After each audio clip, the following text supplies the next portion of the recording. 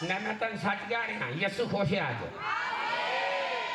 ਜਿਹੜੀਆਂ ਟੀਮਾਂ ਨੇ ਅੱਜ ਇੱਥੇ जीसस वास्ते काम किया ना रिजल्ट पाएंगे।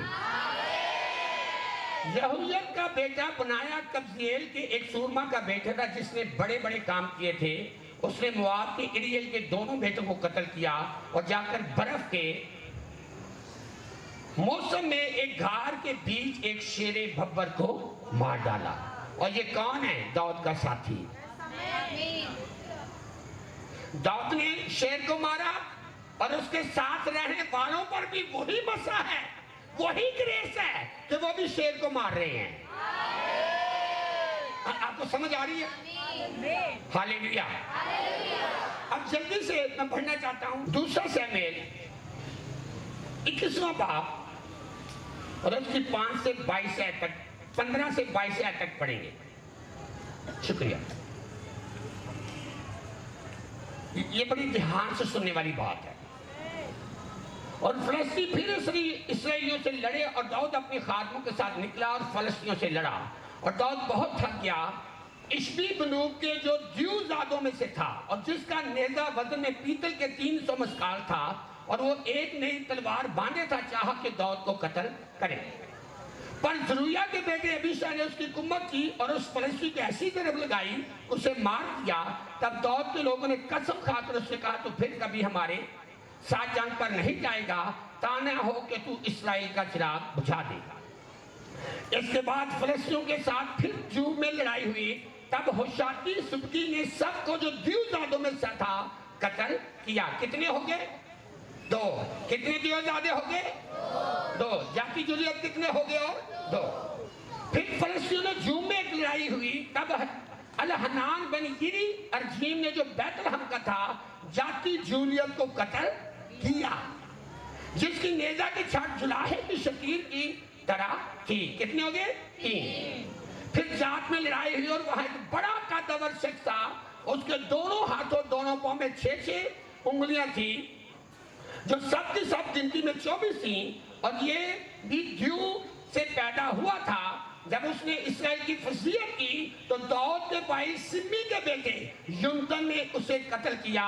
और ये चारों उस द्यू जात में पैदा हुए थे और वो दाऊद के हाथ से और उसके खादमों के हाथ से मारे गए। सारे बोलो आमीन। आपको समझ आ रही है? जो दाऊद काम कर रहा है वही उसके साथ जो बिगड़े दिल थे, जो कर्जदार थे, जो कंगाल थे, वही जो दाऊद शेर को मार रहे, उसके लोग भी क्या कर रहे हैं? शेर को मार रहे हैं। दाऊद ने जाति जुलियत को मारा, उसकी ताबियादारी में रहने वाले जो लोग थे उन पर भी वो ग्रेस, वो हजूरी, वो मसा आ रहा था। वो भी जाति जुलियत को मारने पर क्या हुए? कादर हुए। ये हवाला जा देने का मकसद ये है कि दाऊद जो इस्राएल का बादशाह होने के लिए चुना गया, महसूस हुआ, मसा हुआ, तो जिस बादशाह की मैं और आप प्रशंसा करते हैं वो बादशाहों का बादशाह खुदावन यीशु मसीह है। आमीन ऊंचा। अब दाऊद के साथ रहने वालों पर उसकी ग्रेस आ रही है, तो क्या यीशु मसीह के साथ रहने पर उसकी ग्रेस आएगी कि नहीं? समझ आ रही है? ऐसे पुआन के तलुलियाना चला है तो दी कहानी सुना थी। दाऊद मर गया और आज तक इस्राएल को भी कब्र की है, मौजूद है। याद रखें, जिस बादशाह को मैं और आप मानते हैं, उसके साथ मगर गुजारते हैं, रिफाकत रखते हैं, वो मर गया, दफन हुआ, पर तीसरे दिन मुर्दों में से जी उठा। ऊंची आवाज में बोलो हालेलुया। आमीन। तो याद रखिए, आप यीशु मसीह बादशाह की रिफाकत में आए हैं। तो जो जीसस पर ग्रेस है, जो फजल और सच्चाई से भरा हुआ बादशाह है, उसका फजल हम पर भी है।